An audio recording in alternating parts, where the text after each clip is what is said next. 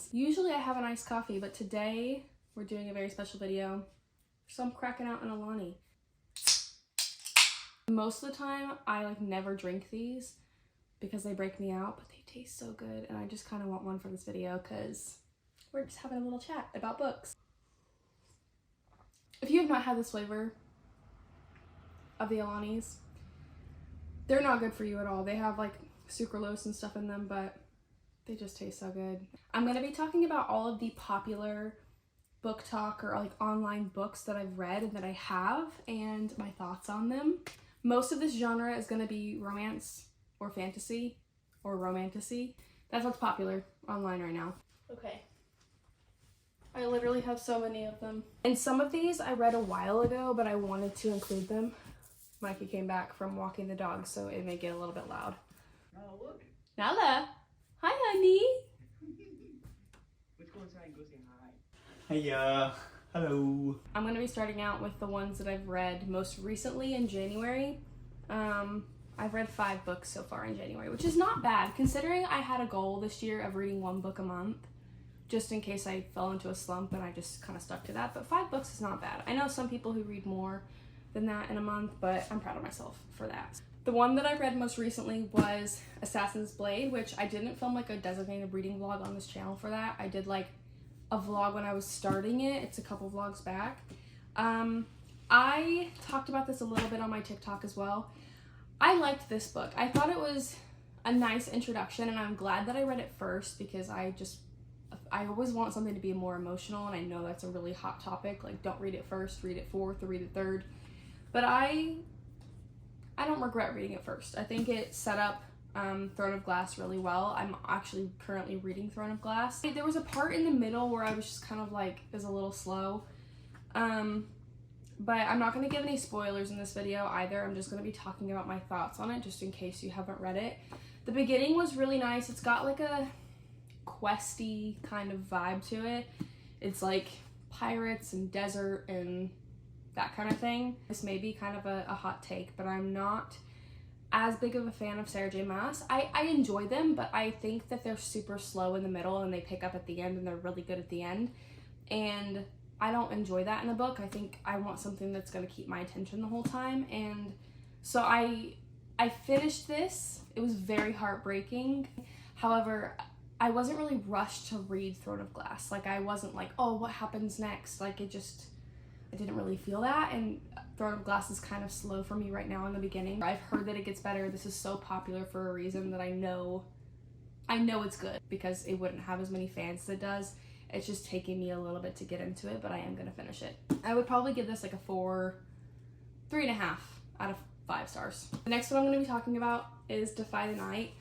I actually really enjoyed this. This is a series. I haven't read the rest of the series yet, and I probably would give it like a 3.5 again, probably 3.5, almost 4 stars. It's got a Robin Hood-y feel to it. It's basically about a kingdom where there is this illness that's going around, and this specific type of plant keeps these people alive. People are against the prince and the king and the royal family. Tessa is the main character. She is kind of like a Robin Hood-y figure. She steals from the rich and gives to the poor, and it's basically like a setup for a rebellion that's happening. I was very interested the whole time. It didn't really get slow for me. I loved Prince Korik in this. The only thing about this book that I did not like, and which is why I didn't give it a higher rating, is that it was very predictable. Every single plot twist, you knew what was going to happen. I still really enjoyed it and would recommend it if you're wanting like a romantic-y, fun little read. The next book series, I can't even get this out of my mind. I made a whole designated reading vlog for this book series, and that is the Prison Healer Trilogy. I can't even get over it. Like, this, out of any of these books, this has been consuming my mind. It didn't put me in a reading slump, but there's just nothing that has made me feel this way since Shatter Me, which Shatter Me, I don't have the actual physical copy for it, but Shatter Me is also really good. 5 out of 5 series. Love that series so much. I named my cat Kenji after one of the characters, if that tells you anything. This gives Shatter Me vibes, but it's not. It's very different, and it's more like elemental magic. It's a 3-book series. You have The Prison Healer, The Gilded Cage, and The Blood Trader. It has found family, it has romance, it's a slow burn romance. They don't even get together until the very end of the whole series, so this whole series is just like build up, basically. There's like nothing like it. The plot twist, it takes place in like a death prison. There's a war going on in this world between the royals and the rebels. The rebels think that they have the rightful heir to the throne. The rebel queen gets sent to the prison, and Kiva is the prison's healer. She was arrested when she was 7, and she's been in this death prison her whole life. The only way that she's survived is by betraying the rest of the inmates, basically siding with the warden and taking the job as a prison healer. She's given a cipher from her family to keep the rebel queen alive. The rebel queen is very sick. There's like a plague going around the prison. She takes on her sentence, which is the trial of ordeals. It's like an elemental death sentence. We're supposed to battle all 4 elements at different points in the trials, and nobody has ever survived it. It's just so well done. I just loved it. It was so unpredictable. Every plot twist got me. It's nothing like you would predict. It's so good. If I could recommend any book out of this whole lineup, this series is what you need to read. I should probably stick with the romantasy kind of vibes. Everybody has different tastes in books. This is my best friend's favorite book series, and she had me read it. I loved the first one. I thought the first one was so entertaining, and I know that that's a really hot take. Like, a lot of people don't like the first one, or they think it's really slow and then it gets better. But I actually really enjoyed this one more than A Court of Mist and Fury. I think the only reason why I just didn't like this one as much, I still read the whole thing and I got through it. It just felt repetitive. You have that found family trope in this book, and she's going to the group and then going on a quest and then going to the group and then going on a quest, and it just felt really repetitive. I know a lot of people like this book, and I would probably give this whole series probably a 4 out of 5. My 5 out of 5s, like The Prison Healer is a 5 out of 5, I'm giving very rarely because it is very hard to impress me with books. My best friend said that if I liked this one the most, that I would like the third one better than Akamath. So I am going to finish it at some point, but I just haven't gotten around to it. Oh, I forgot about my Alani. This is so good. Let's talk about Powerless. This is a very controversial take. If this is your favorite book, that is perfectly fine. Like, everybody has different tastes in books, and when I'm talking about this, I don't want to come across like I'm bashing on your favorite book, because it's your favorite for a reason. It's a lot of people's favorites. It just wasn't for me, and I think that that's okay. So the only thing that I didn't like about this is I haven't read Red Queen or any of the drama or anything like that, so I'm not biased about that. I don't like the way that Kai's dialogue is written. I think it's very trying to be sexy all the time, and it just lacks like depth for me. Like, I got into this book in the very first half. As she was talking to Kai, I just didn't like the way it was written. It felt like a fan fiction in a way. So I just couldn't get into it. So yeah, I would probably give this like a 2 out of 5. Sorry. This next one, I wanted to love with everything in me, and that is Fourth Wing. I tried 4 different times to read this book, and I just could not get into it.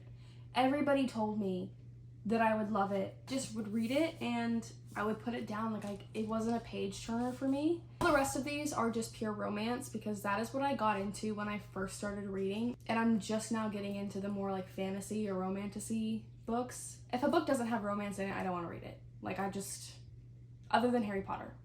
Harry Potter is an exception, but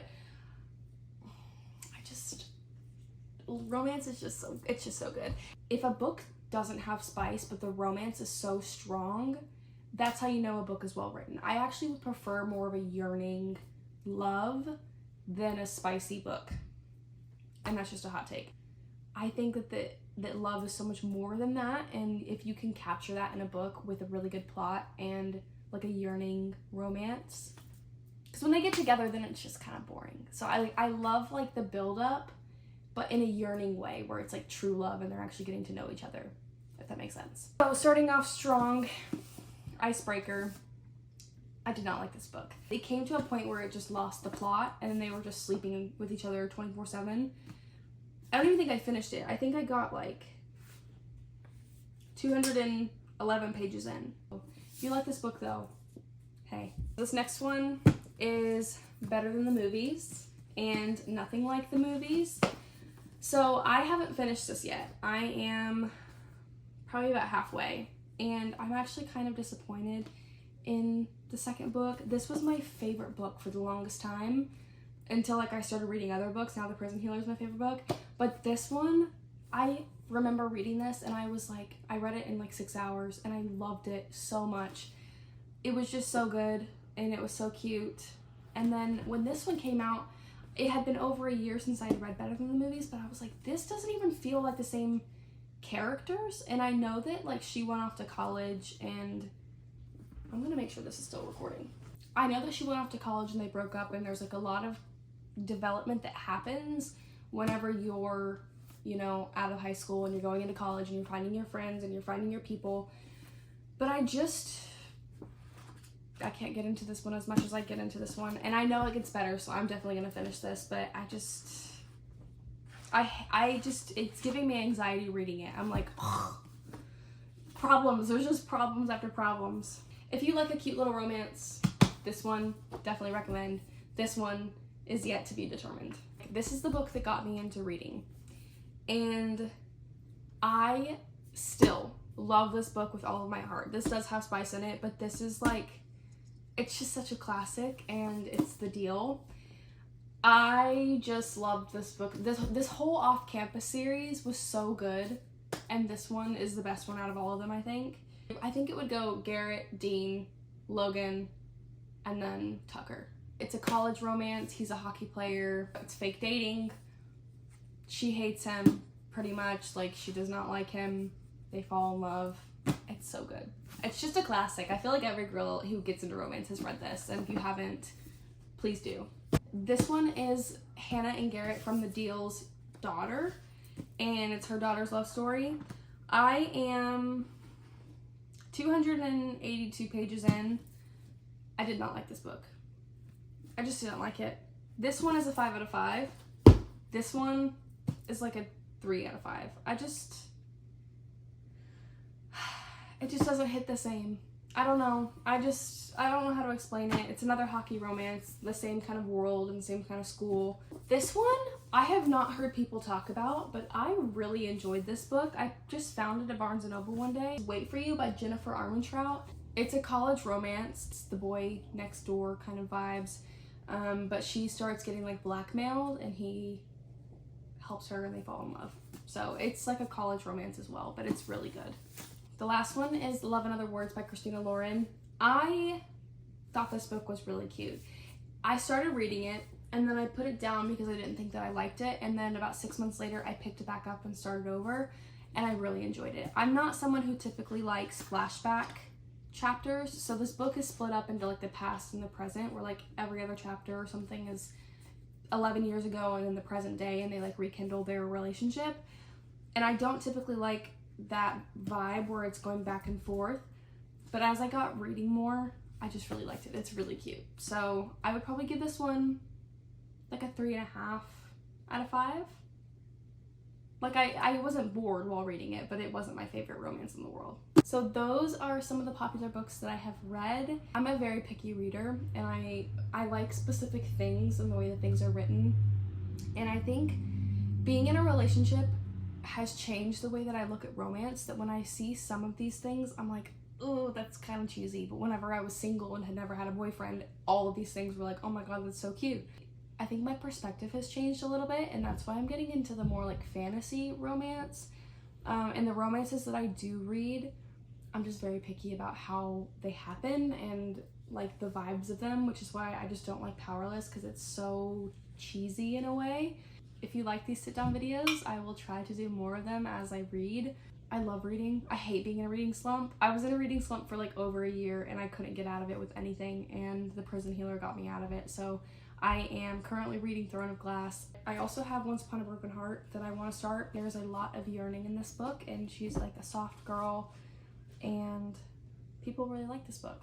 So I think I'm gonna read Throne of Glass and then this one. If you like this video, make sure to give it a thumbs up and subscribe, because I upload new videos every 4 days, and I will see you in the next one. Bye!